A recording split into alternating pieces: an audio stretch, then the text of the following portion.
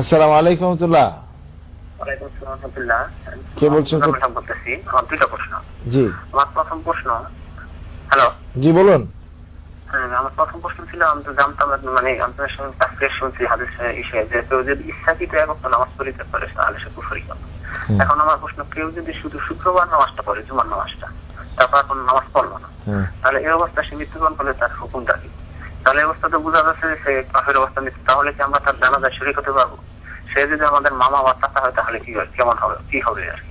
প্রশ্ন হচ্ছে যে কেউ 5 ওয়াক্ত নামাজ পড়ে না, তবে জুমার নামাজ পড়ে, এই লোক মারা গেলে তার জানাজা পড়া হবে কিনা? না, তার জানাজা হাজির হবে না, জানাজা পড়বে না। কারণ সে নামাজ যার লা দীন লিমান লা সালাত লাহ, আও কামা ক্বাল সাল্লাল্লাহু আলাইহি ওয়াসাল্লাম, যার নামাজ নেই তার তো আবার দিন থাকে না। আসসালাতু ইমাতুদ্দিন, সালাত হলো দিনের খুঁটি। মান আকামা ফাকাদ আকামাদ্দিন, যে সালাতকে কায়েম করলো সে দিনকে কায়েম রাখলো। ওমান তারাকাহা ফাকাদ হাদামাদ্দিন, আও কামা ক্বাল সাল্লাল্লাহু আলাইহি ওয়াসাল্লাম।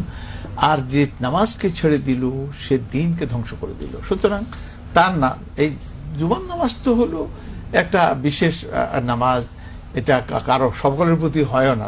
মুসাফির অবস্থায় জুমার নামাজ থাকে না, এমনি প্রত্যন্ত গ্রাম অঞ্চলে সে জুমার নামাজ হয় না, এই নানান কারণে। অতএব 5 ওয়াক্ত নামাজ হলো আসল নামাজ, সেইটা সে জুমা পড়ে, কিন্তু